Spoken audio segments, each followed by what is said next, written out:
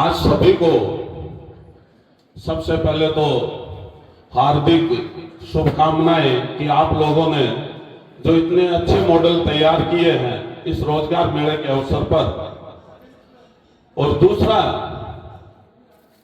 कि मैडम को धन्यवाद देना चाहता हूं कि आपने इस रोजगार मेले के अवसर पर सड़क सुरक्षा के बारे में भी एक प्रोग्राम रखा। और इस प्रोग्राम के अंदर आपने मुझे निमंत्रित किया किस स्कूल में, पीएम श्री स्कूल में, प्रधानमंत्री राइटिंग फॉर इंडिया स्कूल्स में। और ये वो स्कूल है, आपको बड़ी खुशी होनी चाहिए कि आपके खेतड़ी उपखंड के अंदर केंद्रीय विद्यालय के होते हुए भी आपके विद्यालय का चयन पीएम श्री स्कूल के लिए हुआ। मैडम, ये आप लोगों की क्वालिटी को दर्शाता है। और मैं कुछ पंक्तियों के साथ ये कहना चाहूंगा, अजर अमर होते हैं कुछ लोग, अजर अमर होते हैं कुछ लोग, जीवन गाथा महापुरुष की हमको यही सिखाती है, हम भी ऊंचे उठ सकते हैं, जीवन उदात की थाती है, जब ये महापुरुष जाते हैं हमें छोड़कर, रह जाते हैं पद चिन्ह उभर कर, सदा समय की रहती पर, सदा समय की रहती पर। आपके इस विद्यालय का इतिहास 100 वर्षों का इतिहास, और फिर भी ये विद्यालय बरकरार। इस विद्यालय के साथ की बहुत से स्कूलें, उनका नामो निशान मिट गया होगा, आज अस्तित्व में नहीं होंगी, फिर भी आपका विद्यालय अस्तित्व में है। और अस्तित्व में भी इतनी बड़ी संख्या के साथ 450 छात्रों की संख्या, और उसके साथ भी पीएम श्री स्कूल। तो इसके साथ साथ हम सभी का ये कर्तव्य बढ़ता है कि हम लोग इस पीएम श्री स्कूल के मापदंडों पर खरे उतरे।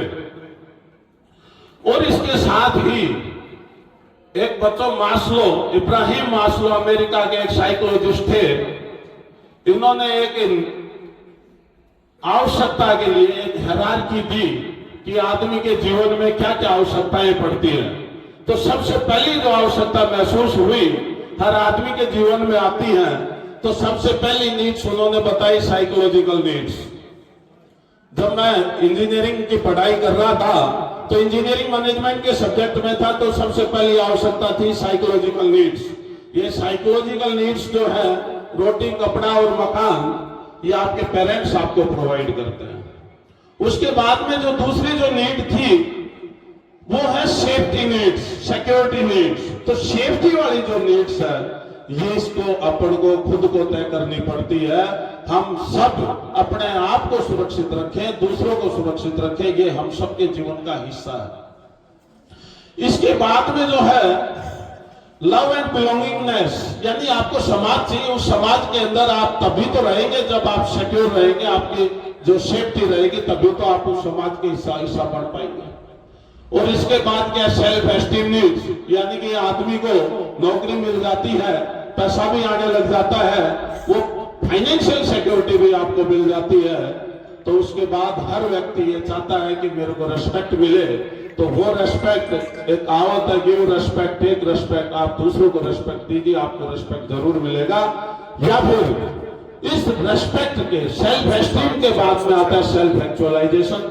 ये आदमी की नीड्स का अंतिम वो है, सेल्फ एक्चुअलाइजेशन, यानी कि यह आदमी को मेन जो जीवन है उसके बारे में समझ में आ जाता है, और समझ में आ जाता है, फिर वो समाज के लिए कुछ करने की सोचता है, उसके लिए रिटर्न करने की सोचता है। किसी भी माध्यम से कर सकता है, माध्यम अलग अलग हो सकते हैं, लेकिन उसकी भावना होनी चाहिए। कोई जरूरी नहीं कि आप जो है आर्थिक मदद करके ही किसी की मदद करें। आपके मन के अंदर अगर भावना होगी दूसरे विद्यार्थियों की मदद करना, दूसरे लोगों की मदद करना, गरीब लोगों की मदद करना, तो अन्य भी बहुत से कारण हैं जिनसे आप मदद कर सकते हो। बहुत से ऐसे भी क्रांतिकारी हुए हैं जो इस मास्लो के हायरार्की नीड के पिरामिड को नहीं मानते हुए, और वो अपने आप को, लेकिन आप इस बात का ध्यान रखना, सेफ्टी नीड्स तक तो सबकी कॉमन नीड्स हैं, और उस सेफ्टी नीड्स के बाद सीता का सीता इस सेल्फ एक्चुअलाइजेशन में उतर गए। क्रांतिकारी हुए जिन्होंने देश को आजादी दिलाई, तो उन्होंने बिना कुछ अपना ओहदा बढ़ाए और देश हित के कार्यों में पहले से ही उतर गए। तो ये कुछ एक्सेप्शंस भी हैं। अब अपन जो बात करेंगे सेफ्टी नीड्स के अंदर अगर आप अपने घर से आते हो तो आपको स्कूल में सेफ पहुंचना है, तो हम इसकी चिंता क्यों कर रहे हैं? हमारे पास जो आंकड़े हैं पूरे वर्ल्ड के अंदर 11,90,000 जो लोग हैं वो एक वर्ष में अपने जीवन से हाथ धो बैठते हैं, और इसी के हिसाब से 3 करोड़ लोग आपके हॉस्पिटल में एडमिट होते हैं, और जो इमरजेंसी केयर के लिए जाते हैं 5 से 7 करोड़ लोग ये अस्पतालों तक पहुंचते हैं फर्स्ट एड लेके या अन्य कोई ओपीडी से जो अपना ट्रीटमेंट है वो लेते हैं। और सबसे बड़ी चिंता ये है कि इन 11,90,000 में मरने वालों में सबसे बड़ी संख्या वो है वो अपने देश की है, भारत की। हमारे वर्ष 2023 के आंकड़ों के अनुसार 1,73,000 लोग जो है अपना जीवन गंवा चुके। 1,73,000 ये बहुत बड़ा आंकड़ा है, कोई छोटा आंकड़ा नहीं है। और अगर आपको इसको देखें तो 79% लोग जो हैं वो 18 से लेकर 45 वर्ग आयु वर्ग के बच्चे और जवान हैं। ये एक बहुत बड़ी जो है सोचनीय विषय है। और आप अपने आप को कैसे सुरक्षित रखो, आज मैं इतना ज्यादा तो नहीं बताऊंगा, लेकिन फिर भी अपन कुछ विषय पे चर्चा करेंगे। और राजस्थान का अगर नंबर देखें तो राजस्थान जो है स्टेट्स के अंदर 6th स्थान पर है, जो कि वर्ष 2022 से पहले 5वें स्थान पर था। अब इसके अंदर ये नहीं है कि हमारी जो संख्या है वो कम हुई है, लेकिन दूसरे जो स्टेट्स हैं उसके आंकड़े बढ़ गए, तो अपन 6ठे पायदान पे आ गए। तो इसलिए अपन को अपने आप को एक्सीडेंट मुक्त रह के अपने आप को सुरक्षित रख के अपने लक्ष्य के प्रति बढ़ना चाहिए। और इसके लिए जो है कुछ एक जो चीज है, रोड की अगर अपन तुलना करें तो रोड मोस्टली 3 तरह की है, नेशनल हाईवे, स्टेट हाईवे और अदर रोड। तो अदर रोड के अंदर आपकी ग्रामीण सड़कें भी आ जाती हैं, आपकी अदर डिस्ट्रिक्ट रोड भी आ जाती हैं और दूसरे रोड भी आ जाते हैं। तो मोस्टली नेशनल हाईवे मात्र 3.6% इनमें सड़कों की संख्या है, स्टेट हाईवे 5.7।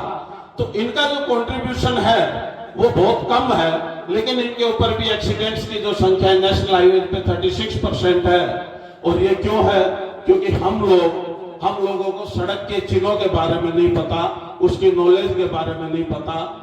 हमको काम उड़ना है, हमको इंफॉर्मेटिव रोड साइंस को पढ़ना भी नहीं पता, पोस्टरी जो है वो भी नहीं पता। ये उसी लापरवाही की वजह से है।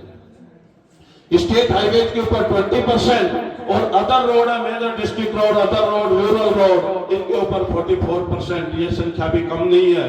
हालांकि इन रोड्स का कंट्रीब्यूशन जो है वो लगभग 90% के करीब बढ़ता है। तो जहां ज्यादा कंट्रीब्यूशन होगा वहां संभावनाएं ज्यादा होंगी, लेकिन फिर भी रूरल एरियाज के अंदर हम कैसे बच सकते हैं, अपन इसकी बात करेंगे। इसका इम्पैक्ट जो है वो बहुत हाई पड़ता है। और यंग और प्रोडक्टिव जो जनरेशन है, आप बच्चे हो, आप जवान हैं, वो इसके अंदर अपनी जान गंवा बैठते हैं। या फिर आप कल्पना नहीं कर सकते हो कि इस तरह का कोई एक्सीडेंट होता हो कि आदमी जो है कोमा में चला जाता है और जिंदगी भर उसकी सेवा करने वाले भी तंग आ जाते हैं। कोई आदमी ये नहीं चाहता कि उसकी ये हालत हो कि वो चल नहीं सके, वो फिर नहीं सके और दूसरे 1-2 आदमी को भी अपने अंदर ऊर्जा के बैठाते हैं। इसलिए इसके बाद जो है इनडायरेक्ट जो कॉस्ट है, इनडायरेक्ट कॉस्ट आपको ये भुगतनी पड़ती है। जैसे किसी बच्चे का एक्सीडेंट हो गया, उसकी पढ़ाई मिस होगी, पढ़ नहीं पाएगा, स्कूल नहीं जा पाएगा, उसको आगे जो बनना था उसके सपने चकनाचूर हो जाएंगे। और आपके सामने इस तरह की घटनाएं भी बहुत हुई है कि एक आईपीएस और ट्रेनिंग करके कंप्लीट करके अपने घर जा रहे थे, रास्ते में एक्सीडेंट हो गया। तो अब आप मानिए कि उसके परिवार के ऊपर क्या बीतती होगी। तो आप अपनी चिंता न करके अपने परिवारजनों की भी चिंता करें और उनके लिए सोचकर आप इन सड़क के नियमों का पालन करें। हमारे यहाँ रोड क्या है? हमारे यहाँ हेटेरोजेनस ट्रैफिक है। उसी रोड को पैदल चालक यूज करता है, उसी रोड के ऊपर साइकिल सवार, साइकिल रिक्शा, ऑटो रिक्शा, ऊंट गाड़ी, बैलगाड़ी और जितनी तरह की मोटराइज जो व्हीकल्स है, आपके कार है, ट्रैक्टर है, ट्रक है, बस है, वो सभी एक कॉमन रोड को यूज करते हैं। अलग अलग रोड हमारे यहाँ नहीं बनी। वजह से जो है हमारे यहाँ हादसों की भी संभावना ज्यादा रहती है। अब बताओ अपन एक एक बच्चों के लिए जो सड़क सुरक्षा की जो टिप्स है उसका अपन करेंगे। आप अपने घर से चलते हो तो आप लोग कोशिश करना कि आपको रोड के ऊपर चढ़ना ही नहीं, आप पैदल चलें और रोड से नीचे चलें, किनारे पे चलें। फिर भी अगर आपको कहीं चढ़ना पड़ता है तो रोड का किनारा ही यूज करें। और रोड का किनारा यूज करने के बाद रोड क्रॉस करते टाइम जहां क्रॉस वे बने हैं आपको वहां से रोड क्रॉस करनी चाहिए। अन्य किसी जगह में नहीं भी बने तो आपको दोनों तरफ रोड पे देख के तब आपको रोड क्रॉस करना चाहिए। आपका ये स्कूल भी मेन रोड के ऊपर है तो इसलिए आपको बहुत अधिक सावधानी की जरूरत पड़ती है। इसके बाद रोड के ऊपर कभी भी जेवाक नहीं करना चाहिए, इधर उधर हड़बड़ाहट में ऐसे नहीं चलना चाहिए। बातचीत अगर आप करते हो और आप जब भी जाते हो स्कूल तो दो के पेयर में चलना चाहिए। आपका बड़ी पेयर आपके साथ होना चाहिए, जिससे कि किसी के साथ कोई घटना घट जाती है तो वो कम से कम आपके टीचर्स को इन्फॉर्म कर दे, आपके पेरेंट्स को इन्फॉर्म कर दे। तो हमेशा दो की जोड़ी में जाइए। और दिन छिपने के बाद ऐसे ही आप अगर स्कूल से जाते हो तो वापस भी आपको वही प्रैक्टिस वही ट्रिक आपको लेनी है। और दिन छिपने के बाद आप बच्चों को चमकीले कपड़े कम से कम पहनने चाहिए। डल कलर के कपड़े आप ना पहने और चमकीले कपड़े या फिर कोई इस तरह का रिफ्लेक्टिव मटेरियल लगा हुआ कोई इस तरह का आपका ट्रैक सूट आप उसको पहन सकते हो। और चमकीले जैसे पहले आप देखते थे पेरेंट्स हमेशा चमकीले कपड़े पहनाते थे छोटे बच्चों को, तो अपन तो ये मानते हैं भाई ये चमकीले कपड़े, उनका विजन बहुत आगे का था, उन पेरेंट्स का विजन बहुत आगे का था, क्यों पहनाते थे? जबकि चमकीला कपड़ा गंदा भी ज्यादा होता है, लेकिन उसका विजन यही था आपको बचाने का। दूर से अगर लाइट कलर के ऊपर अगर लाइट पड़ती है तो तुरंत रिफ्लेक्ट होकर वापस आपकी आंखों तक वो सिग्नल आ जाता है, यानी कि ड्राइवर की आंखों तक, और वो अपने आप को जो कोलिजन हो सकता है उससे बचा लेता है। तो इस वजह से ध्यान रखें, कोशिश करें दिन छिपने के बाद आपको जाना ही ना पड़े। फिर भी अगर जाना पड़ता है, कोई ट्यूशन जाता है, कोई और किसी टीचर से पढ़ने जाता है, तो जाना पड़े तो कम से कम चमकीले कपड़े तो पहनिए, ताकि किसी भी व्हीकल वाले को आप आसानी से नजर आ जाओ। बस से उतरते टाइम, आवाज नहीं बच्चों, बस से उतरते टाइम आपको क्या करना है, चढ़ते टाइम और उतरते टाइम आपको सेफ जगह पे खड़ा होना है। सबसे पहली चीज तो यह, जब आप सेफ जगह पे खड़े होगे तो बस वाले का ड्राइवर का काम है कि वो बस को बिल्कुल रोड से नीचे खड़ी करके पार करके तब आप लोगों को बैठाए। और उतरते टाइम बच्चों को देख लेना चाहिए कि कहीं कोई साइड से कोई मोटरसाइकिल वाला तो नहीं आ रहा, कोई साइकिल वाला आ जाए और इस तरह से कोई व्हीकल आ जाए। वो कब आएगा कि जब आपकी बस रोड के किनारे पे खड़ी होगी या रोड के ऊपर खड़ी होगी या कम रोड से बिल्कुल नीचे नहीं उतरी होगी, तभी तो कोई बाएं दाएं से आने की कोशिश करेगा। तो ऐसे में आप लोगों का फर्ज है कि आपको देखना चाहिए और आपको देख के उतरना चाहिए। उतरने के बाद फिर आपको एक निश्चित जगह पे चले जाना चाहिए जहां आपके पेरेंट्स आपको लेने आए। अगर पेरेंट्स नहीं लेने आते हैं तो जब तक वो बस खड़ी है तब तक आप उसके आगे से मत जाइए। और अगर उसके आसपास उसके किनारे पे आपसे कोई वस्तु गिर गई तो आप उसको उठाने का प्रयास न करें जब तक कि बस न चली जाए। जैसे किसी की मान लो वाटर बोतल गिर गई, तो वाटर बोतल इतनी बड़ी चीज नहीं है, लेकिन आप उसको उठाते टाइम और बस चल पड़ी और आप टायर के नीचे आ गए तो बहुत बड़ा नुकसान हो जाएगा। आपके टीचर्स भी, आपके पेरेंट्स भी, वर्तमान युग के अंदर वो बात नहीं है कि घर पे जाके पिटाई होगी सामान के लिए। मेरे हिसाब से आजकल कोई टीचर पिटाई नहीं करता है, सब आपको प्यार से समझाते हैं। कोई पेरेंट्स आपकी पिटाई नहीं करते हैं। कोई नुकसान हो जाता है तो भले ही वो कितने ही गरीब हो, भले ही खेती बाड़ी करते हो, मजदूरी करते हो, आपके लिए सामान लाते हो, लेकिन फिर भी अगर आप ये बताओगे कि साहब बस के पास गिर गया था और इस वजह से नहीं उठाई, तो ऐसा कोई पेरेंट्स नहीं जो आपकी पिटाई करेगा। तो इसलिए आप कभी भी इस तरह का काम न करें जिससे कि हादसा हो। फिर भी अगर आपको बस क्रॉस करनी ही है तो आप बस से कम रफली 10 बड़े स्टेप आप उससे आगे जाइए, फिर आप रोड क्रॉस कीजिए ताकि आप ड्राइवर को नजर आ जाओ।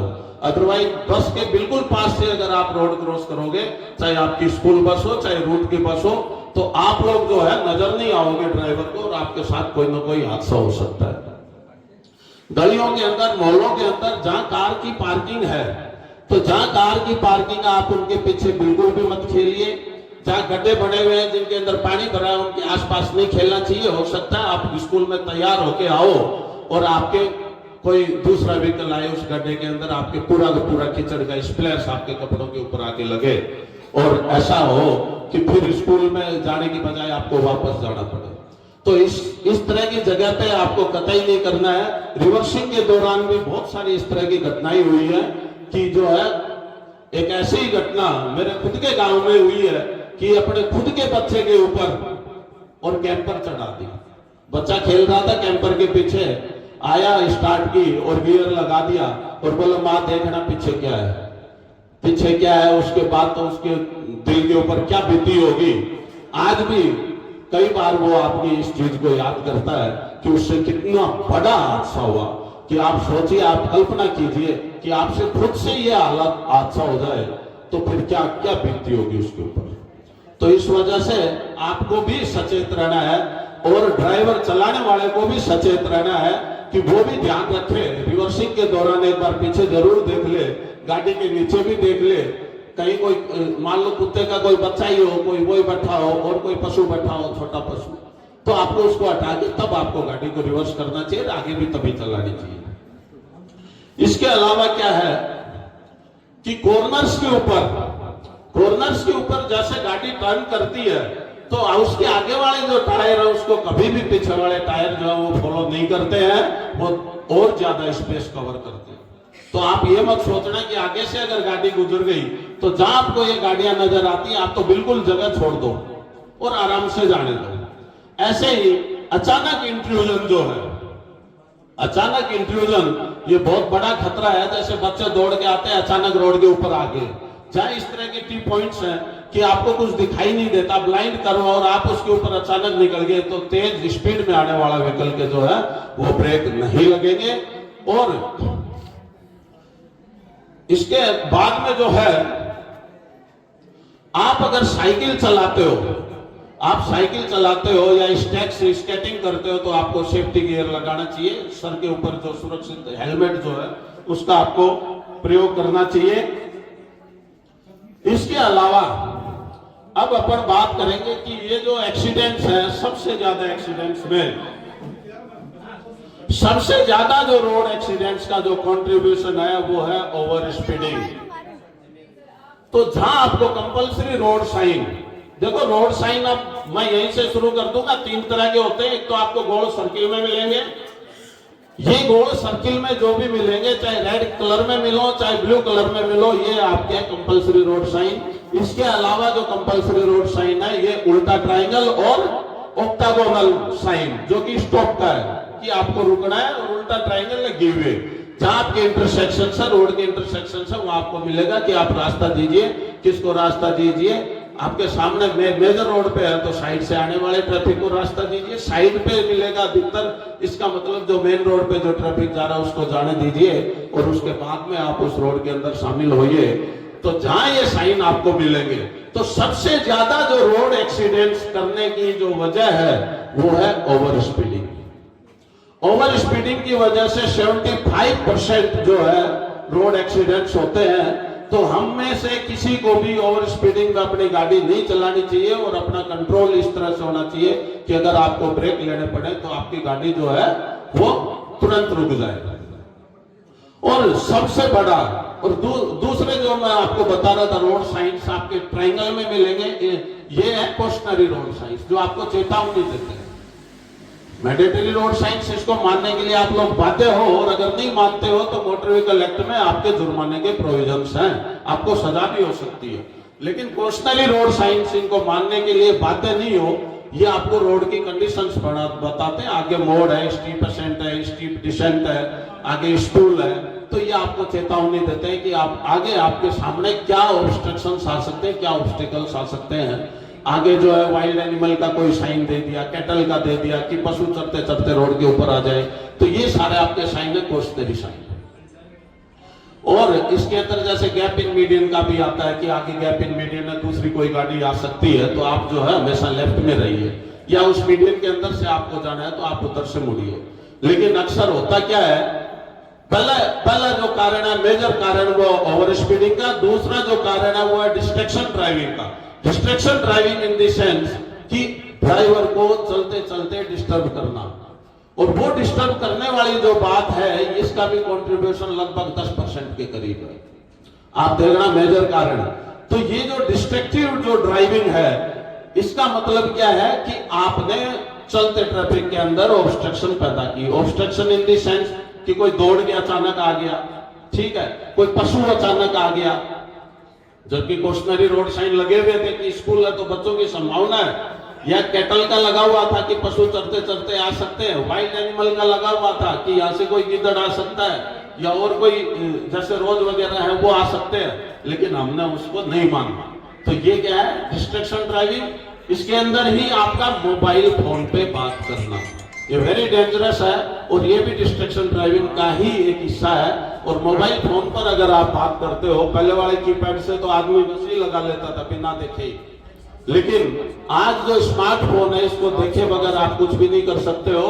और चलती गाड़ी में अगर आप स्मार्टफोन अगर यूज करते हो तो आपका आदमी के माइंड का स्वाभाविक प्रक्रिया है कि अगर आप दूसरी कोई एक्टिविटी करते हो तो आपका ध्यान जो है मेन जो आपका ड्राइविंग से हटकर और आपका मोबाइल की तरफ ध्यान चला जाएगा, और उस पल भर के अंदर आपका कोलिजन हो सकता है, आपका एक्सीडेंट हो सकता है। इसके अलावा डिस्ट्रैक्शन ड्राइविंग है, यानी आप स्कूल बस में जा रहे हो और किसी बस में आप जा रहे हो, आप अचानक ड्राइवर को डिस्टर्ब करो, मान लो किसी बच्चे की उल्टी हो गई, या आप खुद कार में भी जा रहे हो और किसी की उल्टी हो गई, तो अचानक चिल्ला के अरे रोको रोको रोको, उल्टी हो गई उल्टी हो गई। वो उल्टी इतनी बड़ी चीज नहीं है, कार साफ हो जाएगी, लेकिन उस दौरान अगर आपने तुरंत बाईं तरफ ले ली और आपके बाईं तरफ से कोई मोटरसाइकिल सवार आ गया, तो आप ये मानो वो कहां मिलेगा। और ये जगह अगर कहीं किसी और ब्रिज के ऊपर हुई तो आप ये मानो और ब्रिज से नीचे वो गिरते हुए कहां जाएगा मोटरसाइकिल वाला, या अन्य कोई कार आ गई और कुछ आ गई। तो इसलिए आपको सडन डिस्टर्बेंस ड्राइवर को कभी भी नहीं करने देना है। और ड्राइवर का काम है कि वो इन चीजों को सुन के अचानक रिएक्ट भी नहीं करे, लेकिन ये ऐसी चीजें होती हैं कि आप आवाज इस तरह की करोगे तो उसको रिएक्ट करना पड़ जाता है। इसलिए आपका ये फर्ज है कि आप जो है डिस्ट्रैक्शन पैदा न करें ड्राइविंग के अंदर। इसके अलावा जो है तीसरी जो चीज है रॉन्ग साइड ड्राइविंग, ये बहुत बड़ा कारण है। रॉन्ग साइड ड्राइविंग, हम लोग लालच के अंदर आके कुछ फ्यूल का लालच मान लो, कुछ दूरी कम मान लो, और अपने यहाँ आजकल हर कहीं नेशनल हाईवे बन गए आसपास, तो अपन नेशनल हाईवे, स्टेट हाईवे, तो जहां आपके गैप इन मीडियन बने हुए हैं आप लोग वहीं से यू टर्न लीजिए, आप रॉन्ग साइड में न जाइए। आपने नेशनल हाईवे के अंदर इलीगल जो कट्स बना रखे हैं आप उनके अंदर से व्हीकल को ना लाइए, ये सबसे बड़े कारण है, इनका भी कंट्रीब्यूशन 10% है। इसके अलावा जो बताते हो ना ड्रंकन ड्राइविंग का तो मुश्किल से 1 या 2% ही है, और अदर व्हीकल कंडीशंस है। तो इसलिए अगर ड्रंकन ड्राइविंग का भी कोई आदमी है तो आप लोगों का काम है कि ऐसे आदमी के साथ बैठ के ना जाएं जो ड्रिंक करके ड्राइव करता है, और आप उसको भी समझाइए, उसकी भी काउंसलिंग कीजिए, हो सकता है कि वो सुधर जाए। इसके अलावा जो कारण है जैसे वेदर कंडीशंस है, और आपकी जो है रोड की कंडीशंस है, रोड के ऊपर मान लो कोई पोल लगा है, तो ये आपको जब आप रोड के ऊपर चलते हो तो आपका जो है इंटरवेनिंग जो है आपकी जो उसकी पावर है, फोरकास्टिंग की पावर, आपको रोड के बारे में आगे से आगे जो कंडीशन है उनका पता चल जाएगा, वो आपकी बढ़ जाएगी उस इलाके में, उस रोड के बारे में। या और कोई भी दूसरी जो कमियां उसकी वजह से अगर कोई एक्सीडेंट होता है तो वो सब कारण 2 से 5% के बीच में आता है। तो मेजर जो कारण है इनसे अगर आप बच जाओगे तो फिर आपके किसी भी तरह की दिक्कत नहीं होगी।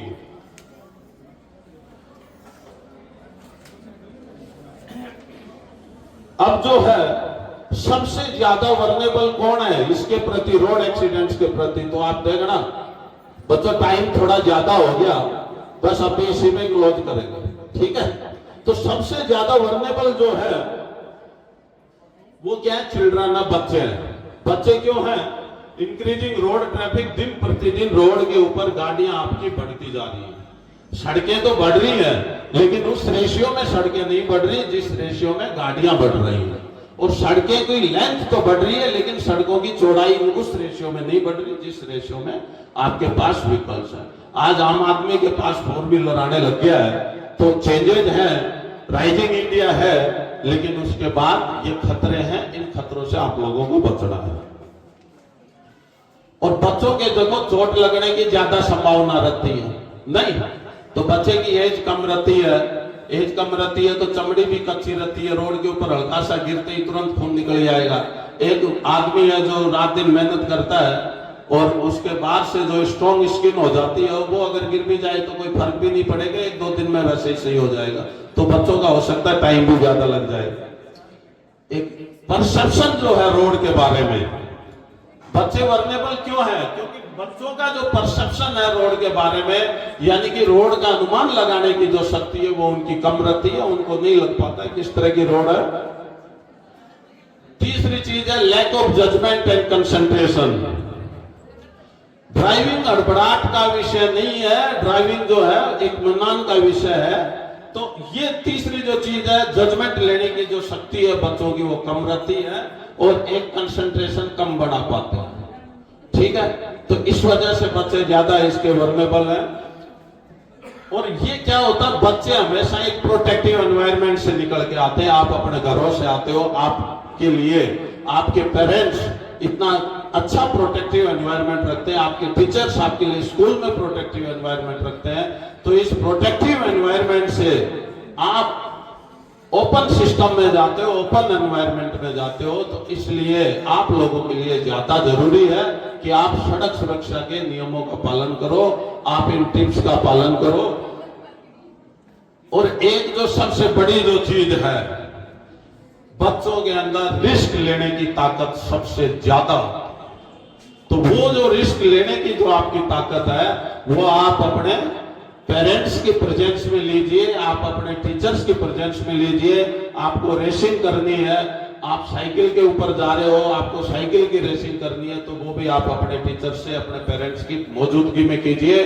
कहीं ऐसा नहीं हो कि पहले साइकिल पे जा रहा है बच्चा, पहले एक हाथ से चला रहा है, फिर दोनों हाथ छोड़ दिए, फिर आगे से उठा रहा है, जंप लगवा रहा है, फिर पीछे से जंप लगवा रहा है, और उसके बीच में, उसके लास्ट में जो है, फिर बच्चा बोलेगा ओ मम्मा नो टीथ, नहीं दांत ही टूट गए।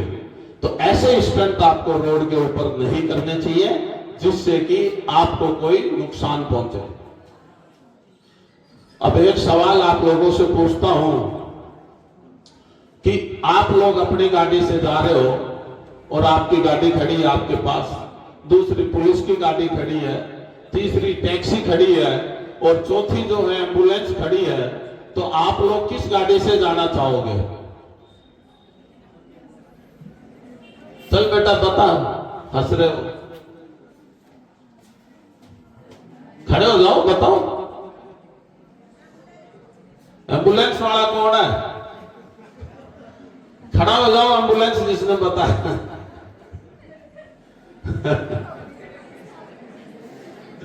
है? तो बच्चों यहां हर आदमी कोशिश यही करेगा कि वो खुद की गाड़ी से ही जाना चाहेगा, क्योंकि खुद की गाड़ी अगर एक्सीडेंट हो जाएगी उसके बाद ही पुलिस की गाड़ी आएगी, उसके बाद ही एम्बुलेंस आएगी, और आपको टैक्सी से भी जाना पड़ेगा तो उसके बाद ही जाओगे। हम सबकी कोशिश यही रहनी चाहिए कि हम अपने खुद के वाहन से अपने डेस्टिनेशन तक सुरक्षित पहुंचे। एक अच्छा ड्राइवर वो नहीं है जो कि सिर्फ अपना ध्यान रखे, अच्छा ड्राइवर वो है कि वो दूसरे रोड यूजर्स का भी ध्यान रखे। इसके साथ ही मैं आप सभी बच्चों को, जो आपका चाइल्ड हेल्पलाइन नंबर है 1098, अगर आपके साथ कुछ भी कोई दुर्घटना होती है या और कोई इंसिडेंट भी घटती है तो हमेशा 1098 याद रखिए और 1098 पर डायल कीजिए। और साइबर क्राइम से रिलेटेड जो एसएचओ साहब ने बताई आपको 1930, तो 1930 भी ये जो टोल फ्री नंबर है इनको भी आप लोग याद रखिए। और इसके ऊपर रोड साइंस के ऊपर और अन्य रोड सेफ्टी से रिलेटेड जो जानकारी है, इसको अगर आप लोगों को डिटेल में, आज क्योंकि टाइम का अभाव है और आपका इंटरेक्टिव बोर्ड भी नहीं है, प्रोजेक्टर भी नहीं है, तो इस वजह से जिस बच्चे को रोड सेफ्टी के बारे में और कुछ देखना है तो मेरा एक YouTube चैनल है, आप लोग याद रखिए, RKY road safety, @RKY road safety. लगातार आप उसमें YouTube में सर्च कीजिए, आपको मिल जाएगा। आप इसको सब्सक्राइब कीजिए, जो आपको देखना वो देखना। उसमें क्वेश्चनरी रोड साइंस भी है, मैंडेटरी भी है, इंफॉर्मेटरी भी है, बहुत विस्तार से पढ़ाया है, बहुत विस्तार से समझाया है। और आगे भी रोड सेफ्टी के बारे में और जितनी भी ट्रिक्स होंगी वो सब उस चैनल पे डाल दी जाएंगी। धन्यवाद। जय हिंद, जय भारत। अब एक चीज का और हमेशा ध्यान रखना, इतिहास के पन्नों से बच्चे उब गए। इतिहास के पन्नों से सबक नहीं लेने से ही इतिहास की पुनरावृत्ति होती है। तो अगर आपके आस पड़ोस में, आपके परिवार में किसी के साथ कोई दुर्घटना घट चुकी, तो आपको उसी से ही सबक ले लेना है। कोई जरूरी नहीं कि अपने खुद के साथ वो घटना घटे तभी अपन सबक ले। ठीक है, बच्चे तालियां बजाने लगे, बोले सर छोड़ दे। चलो, अंत में अगर चाहो तो तुम भी कुछ कर जाओ, अगर चाहो तो तुम भी कुछ कर जाओ, या फिर यूं ही औरों की तरह गुजर जाओ। अगर चाहो तो तुम भी कुछ कर जाओ, या फिर यूं ही औरों की तरह गुजर जाओ। उठाओ हाथ मदद में औरों की, उठाओ हाथ मदद में औरों की, या फिर यूं ही जियो और यूं ही मर जाओ। धन्यवाद बच्चों, आप लोग भी कुछ ना कुछ कीजिए, जरूर सफलता तो आपको मिलेगी ही। और आपके कैरियर की काउंसलिंग के लिए साइड में आपके प्रोजेक्ट में भी लगा रखा है, तो आप इनसे लीजिए, आप क्या क्या कर सकते हो, सभी कोर्सेज के बारे में इसमें लिखा है। और एक बार बहुत बहुत धन्यवाद कि आप लोगों ने मुझे इस PM श्री स्कूल में अवसर दिया। मतलब 100 साल से अधिक पुराना विद्यालय और 450 से अधिक विद्यार्थी, तो ये आजकल के जमाने में बहुत कम ही देखने को मिलता है। और थोड़ा सा दुख इस बात का हो रहा है, हो सकता है कि पॉजिटिव उसमें भी हो, आप नकारात्मकता में भी सकारात्मकता ढूंढना, कि यहाँ बच्चियां इतनी ज्यादा है और बच्चे जो है वो है कम। तो हो सकता है कि सेक्स रेशियो इतना बढ़ गया हो इस पपूर्णा में, इससे बड़ी खुशी की और कोई बात नहीं हो सकती कि जहां बच्चियां ज्यादा और बच्चे कम हो। लेकिन अगर ये इसके अगेंस्ट में है कि बच्चे तो जा रहे हैं प्राइवेट स्कूलों में, बच्चियां आ रही है सरकारी स्कूलों में, तो PM श्री से बड़ी कोई भी प्राइवेट स्कूल नहीं है। आप इसका अनुमान लगाना, आप बहुत बड़े स्कूल में पढ़ रहे हो, इससे बड़ा नाम ही नहीं है। आप देखो उपखंड स्तर पे सिर्फ एक स्कूल, वो आपकी स्कूल, और आपकी स्कूल भी तब जब आपके इस उपखंड के अंदर केंद्रीय विद्यालय भी स्थित है। आप मान के चलो कि स्टेट स्कूल से तो बहुत अच्छा इंफ्रास्ट्रक्चर है केंद्रीय विद्यालय संगठन का, उसके बावजूद आप लोगों के स्कूल का सिलेक्शन PM श्री स्कूल के लिए हुआ है। यह आप लोगों के लिए बहुत गर्व की बात है। धन्यवाद। जय हिंद, जय भारत।